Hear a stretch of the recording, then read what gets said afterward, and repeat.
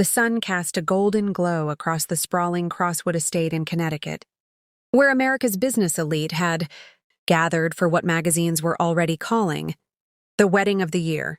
Nathaniel Cross, a 38-year-old billionaire tech founder, stood on the marble staircase adjusting his tuxedo.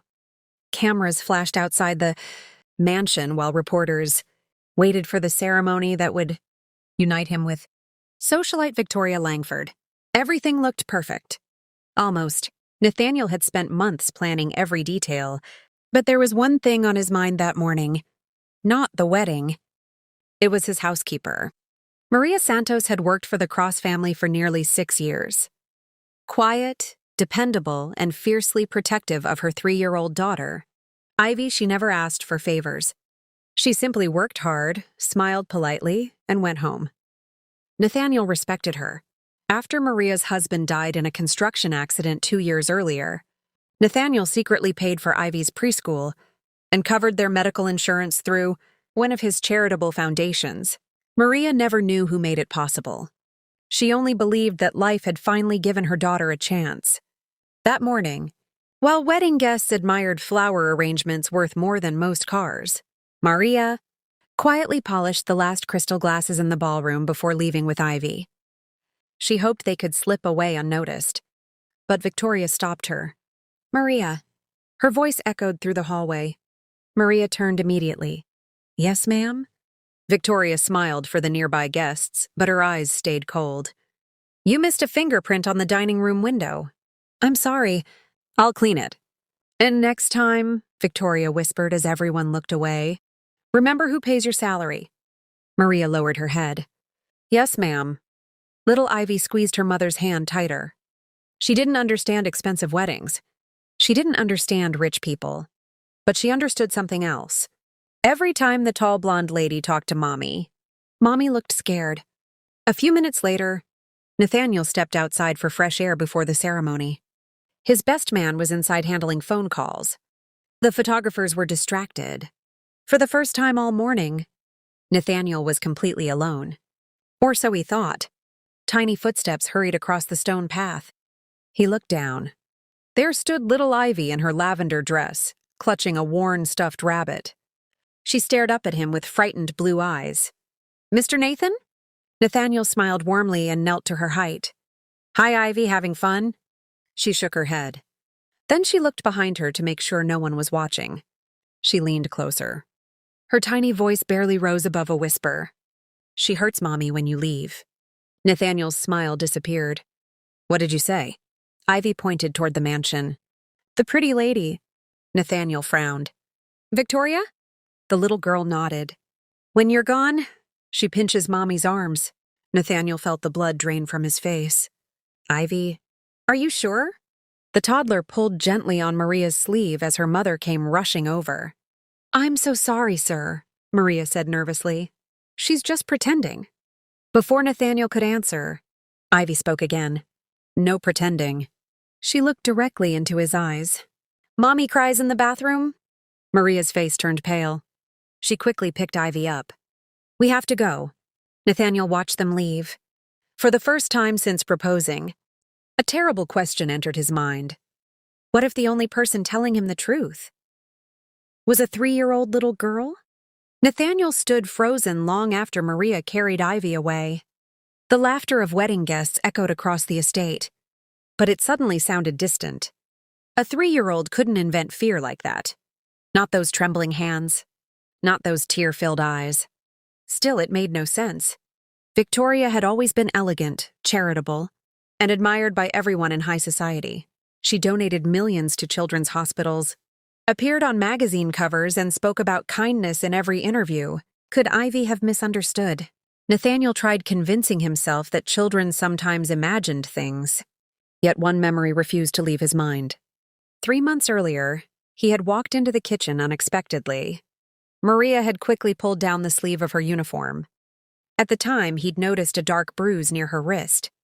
When he asked if she was okay, she smiled nervously. "I bumped into a cabinet, sir." He believed her. Now, he wasn't so sure. The wedding planner hurried toward him. "Mr. Cross, we're ready for the ceremony." Nathaniel forced a smile. "I'll be there in a minute." Instead, he walked inside the mansion and headed toward the staff hallway. He found the head butler, Harold. "Have you ever seen anyone mistreat Maria?" Harold hesitated. His face tightened. "I don't know what you mean, sir." Nathaniel noticed something strange. Harold avoided eye contact. "You've worked for my family for 20 years. "Yes, sir. I'm asking you directly." Harold swallowed hard. "There are some things servants learn not to speak about." Nathaniel's heart skipped. "What things?" Before Harold could answer, Victoria appeared around the corner in her breathtaking white wedding gown. "There you are," she said cheerfully, wrapping her arm around Nathaniel's. "Everyone's waiting." Then she glanced at Harold. The smile on her face never changed, but her eyes did. One cold look. Harold immediately lowered his head. "I'm sorry, sir. Excuse me." He walked away without another word. Nathaniel watched him leave. Something was wrong. Very wrong. Meanwhile, Maria sat on a bench near the employee parking lot trying to calm Ivy. "You must never say those things again," Maria whispered. Ivy looked confused. "But it's true." "I know. Then why can't I tell?" Maria's eyes filled with tears. "Because bad people become even worse when they're exposed." Just then, Maria's phone buzzed. Unknown number. Her hands shook as she answered. A calm female voice spoke. "If you want to keep your job, teach your daughter to stay quiet." The call ended. Maria stared at the screen in horror. No caller ID. No number. Only silence. She hugged Ivy tightly. For the first time, she realized someone had been watching them all day. And inside the mansion, Nathaniel was about to make one decision that would change every life connected to the Cross estate. Instead of walking toward the wedding aisle, he quietly turned toward the security office. He wanted to see the cameras. Nathaniel entered the estate's security office without telling anyone.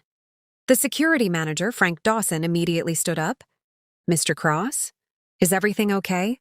The ceremony starts in 15 minutes. I need to review yesterday's security footage." Frank looked surprised. "Is there a problem?" "Just show me the cameras covering the east hallway and the staff entrance." Frank nodded and pulled up the recordings. Hours of footage flashed across the monitors. Housekeepers cleaning, florists arranging decorations, caterers carrying trays. Nothing unusual. Then Nathaniel noticed Maria walking down the hallway with a basket of fresh towels. A few seconds later, Victoria stepped into the hallway behind her. "There," Nathaniel said. "Pause." Frank froze the frame. Victoria looked around first, making sure no guests were nearby. Then she grabbed Maria's arm. Hard, Nathaniel leaned closer. There was no audio, but Victoria's lips moved rapidly while Maria kept her head lowered. Suddenly, Victoria shoved the basket onto the floor. Fresh towels scattered everywhere. Maria immediately knelt to pick them up. Instead of helping, Victoria smiled. Then before walking away, she pinched Maria's upper arm so forcefully that Maria flinched in pain. Nathaniel's hands curled into fists. "Play it again." Frank replayed the footage. The second time was even worse. Victoria wasn't angry. She looked amused, as though humiliating Maria entertained her. Nathaniel felt sick. "So Ivy was telling the truth," he whispered. Frank remained silent before quietly saying, "Sir, that's not the only clip." Nathaniel turned. "What do you mean?" Frank hesitated. "I didn't know if I should ever show anyone." He opened a hidden folder marked Private Incidents. "There have been several complaints from staff over the last 4 months." Nathaniel stared at him. "Why wasn't I told?" Frank lowered his eyes. "Every employee who reported her resigned within days. And the others? They were afraid." Another video began. This one showed Victoria accidentally spilling hot coffee onto an elderly gardener. Another showed her insulting a young waitress until the woman cried.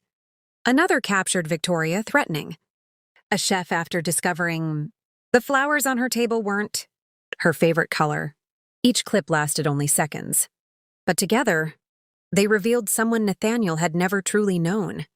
The generous woman the world admired disappeared whenever cameras caught her alone with employees.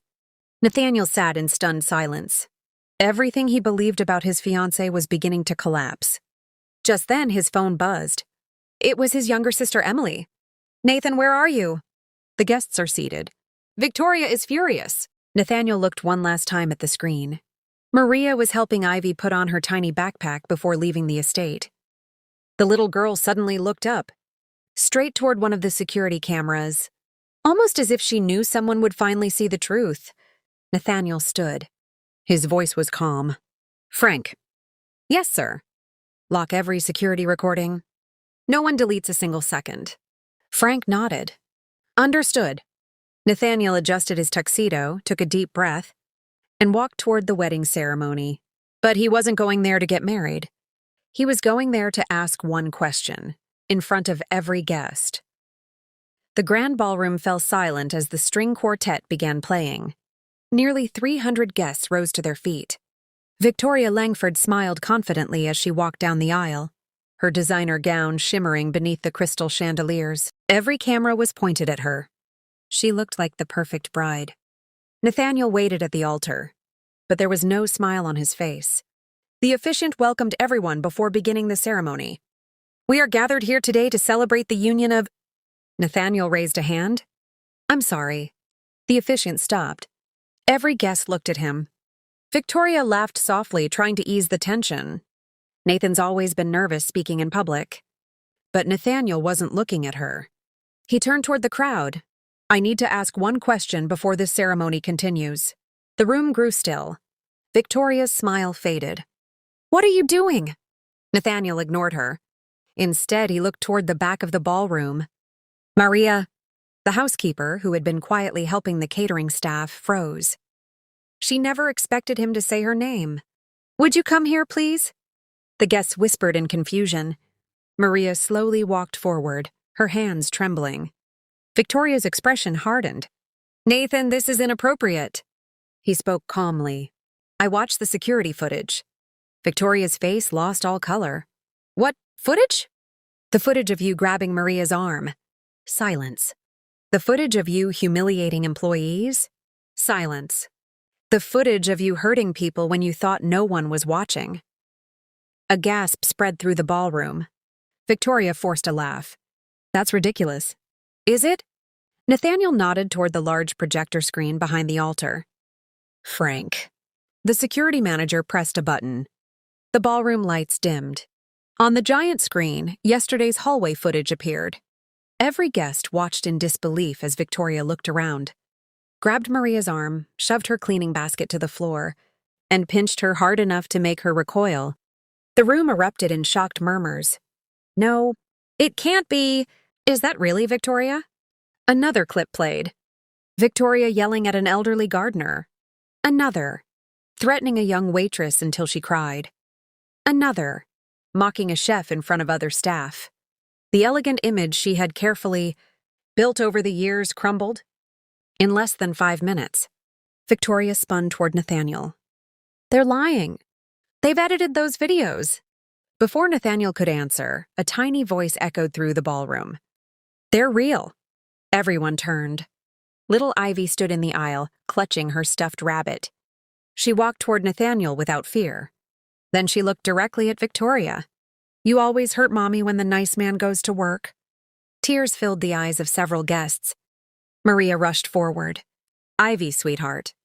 But Nathaniel gently knelt beside the little girl. You were very brave. He stood and faced the crowd one last time. I cannot marry someone who is kind only when people are watching. He slowly removed the wedding ring from his finger. Victoria stared in disbelief. Nathan, don't do this. His answer was quiet. The wedding is over. With that, he placed the ring on the altar and walked away, not toward the mansion, but toward Maria and Ivy. Behind him, cameras flashed wildly. In front of him, a frightened little girl smiled for the first time that day. She finally knew. Someone had believed her. The news spread across America before sunset. Billionaire calls off wedding at the altar. Every television network wanted an interview. Every gossip website demanded answers. Nathaniel refused them all. His only concern was finding Maria and Ivy. Late that evening, he drove to the modest apartment where Maria lived. It was a small 2-bedroom building on the edge of town. The paint was peeling. The hallway lights flickered. It couldn't have been more different from the luxury of Cross Estate.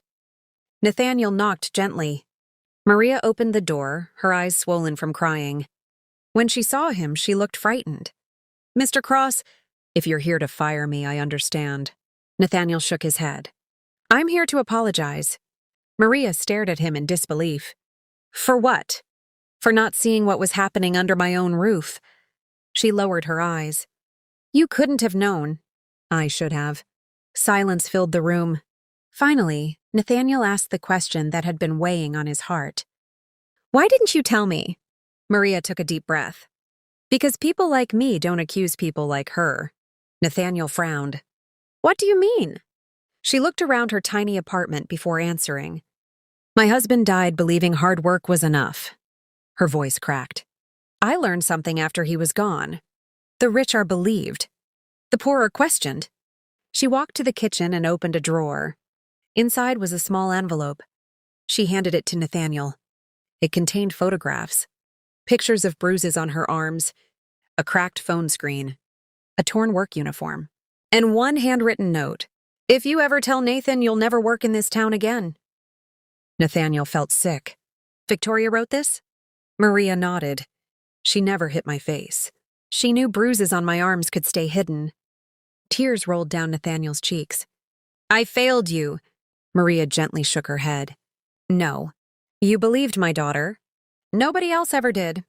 At that moment, Ivy walked into the living room wearing pink pajamas and carrying her stuffed rabbit. She smiled when she saw Nathaniel. "Hi, Mr. Nathan."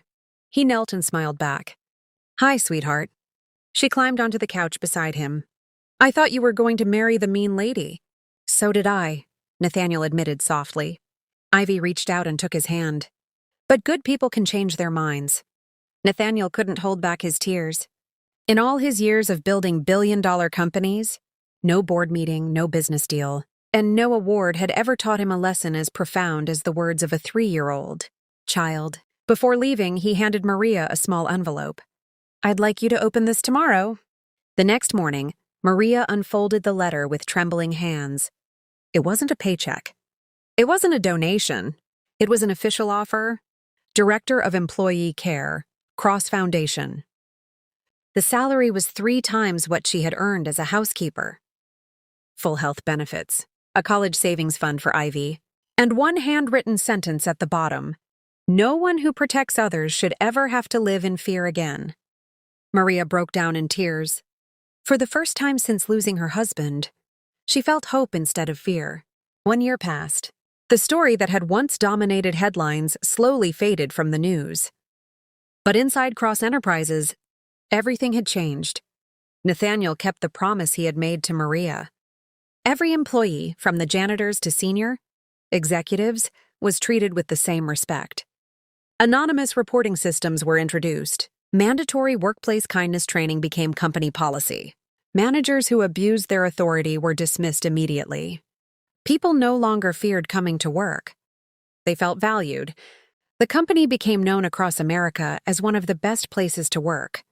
And at the heart of those changes stood Maria Santos. As Director of Employee Care, she personally listened to every worker who needed help. She remembered exactly what it felt like to believe no one would listen. So she made sure everyone had a voice. One sunny Saturday, Nathaniel visited Maria's new home. It wasn't a mansion. It was a warm, comfortable house with a white porch, a swing in the front yard, and flower beds Ivy insisted on watering herself. The moment Nathaniel stepped out of his car, a little girl came racing across the lawn. "Mr. Nathan!" Ivy, now 4 years old, jumped into his arms. He laughed as he lifted her high into the air. "You're getting so big. I can count to 100 now." "Really?" "And I can read little books." Nathaniel smiled proudly. "I knew you could." Maria watched from the porch, smiling. She had not seen Ivy laugh this freely since before her husband died. After lunch, Ivy disappeared into her room. She returned holding a folded piece of paper covered in crayons. "I made something for you." Nathaniel unfolded it carefully. It showed 3 smiling stick figures holding hands beneath a bright yellow sun. One was labeled Mommy. Another was me. The third simply read, "My hero." Nathaniel blinked away tears. "Ivy!" She hugged him tightly. You listened when nobody else did. For a long moment, no one spoke. Then Maria quietly said, that day outside the wedding, if you had ignored her, I don't know where we'd be today. Nathaniel looked at Ivy. No. He smiled gently. She's the hero. If she hadn't been brave enough to tell the truth, none of us would be here. Just then, a familiar black SUV pulled into the driveway. Nathaniel frowned. I wasn't expecting anyone. A woman stepped out wearing a dark business suit. She introduced herself. Mr. Cross, my name is Claire Reynolds. She held up an FBI badge. I apologize for arriving unannounced. Nathaniel exchanged a confused glance with Maria. How can I help you? Claire opened a file. Our office has been investigating Victoria Langford. Nathaniel's expression turned serious. This isn't only about workplace abuse. She looked directly at him. We've uncovered evidence of fraud, blackmail, and several victims who were too afraid to come forward. She paused before adding. But after your wedding footage became public, they finally found the courage to speak. Nathaniel slowly looked at Maria. One frightened little girl's whisper had not only saved her mother, it had given dozens of other victims the courage to tell the truth. 6 months after the FBI's visit, the federal courthouse in New York was packed. News crews lined the sidewalks. Former employees of the Langford Foundation filled the gallery, many seeing each other for the first time since they had left in fear. Maria sat quietly in the front row, holding Ivy's hand. Nathaniel sat beside them, not as a billionaire, but as a witness. When Victoria Langford entered the courtroom, she looked nothing like the glamorous woman who had once graced magazine covers. She looked tired, nervous, and completely alone. The prosecutor presented months of evidence. Financial records showed charity money had been diverted into luxury purchases. Emails revealed threats against employees who questioned her decisions. Witness after witness described the same pattern of intimidation, humiliation, and fear. Then it was Maria's turn. She walked to the witness stand with steady steps. After taking the oath, she looked directly at the jury. For years, she began softly, I believed staying silent would protect my daughter. She paused. But silence only protected the person hurting us. The courtroom was silent. Maria described the insults, the threats, and the bruises she hid beneath long sleeves. Then she smiled gently. The bravest person in my family wasn't me. She looked toward Ivy. It was my little girl. Every eye turned to the child sitting beside Nathaniel. Ivy smiled shyly and waved. Several jurors wiped away tears. Nathaniel later testified about the security footage and how one child's words had led him to uncover the truth. The trial lasted 3 weeks. Finally, the jury returned. The courtroom held its breath. We find the defendant guilty. Victoria closed her eyes. The judge sentenced her to years in federal prison for fraud, witness intimidation, and multiple related offenses. As officers escorted her away, she glanced back at Maria. For a moment, it seemed she wanted to speak. Instead, she lowered her head and walked out without a word. Outside the courthouse, reporters surrounded Nathaniel. Mr. Cross, what changed your life the most? He smiled and looked down at Ivy, who was holding his hand. It wasn't a business deal. It wasn't becoming a billionaire. It was learning that the smallest voice in the room can carry the biggest truth. That evening, the Cross Foundation announced a new national program called the Ivy Initiative. Its mission was simple: to provide legal aid, counseling, emergency housing, and workplace protection for employees facing abuse or intimidation. The first scholarship under the program was named after one little girl whose courage had changed countless lives. As the sun set, Ivy looked up at Nathaniel. Mr. Nathan? Yes, sweetheart? Mommy smiles all the time now. Nathaniel smiled back. That's because of you. Ivy thought for a moment. Then she whispered, I think Daddy in heaven is smiling too. Neither Nathaniel nor Maria could hold back their tears. Some victories are measured in money. Others are measured in the smiles that finally return after years of fear. 10 years later, the Cross Foundation's annual Hope Gala had become one of the most respected charity events in America. Unlike the glamorous wedding that had once made headlines, this celebration wasn't about wealth. It was about second chances. Teachers, nurses, firefighters, single parents, social workers, and employees whose lives had been transformed through the foundation filled the ballroom. At the center of the room stood a confident 13-year-old girl. Ivy Santos. Gone was the timid little child who had clutched a worn stuffed rabbit. She now stood behind a podium, wearing a simple blue dress and a warm smile. Nathaniel and Maria watched proudly from the front row. The audience applauded as Ivy began her speech. "When I was 3 years old," she said, "I thought telling the truth would get Mommy in trouble." She smiled at her mother. "Instead, it gave us a new life." The room grew quiet. "I learned something that day. Being brave doesn't mean you're not afraid. It means you tell the truth even when your voice shakes." Many guests wiped away tears. Ivy continued. "Because one person listened to a little girl, thousands of families have received help through the Ivy Initiative." The audience rose in a standing ovation. When the applause faded, Ivy looked toward Nathaniel. "There is someone I'd like to thank." Nathaniel smiled. "You never treated us like we were invisible. You reminded us that kindness is shown by how we treat people who can do nothing for us." She walked off the stage and hugged him tightly. The cameras captured the moment, but neither of them noticed. Some moments are too meaningful to perform for an audience. Later that evening, Nathaniel stepped outside onto the balcony. Maria joined him. "I still think about that wedding sometimes," she admitted. Nathaniel nodded.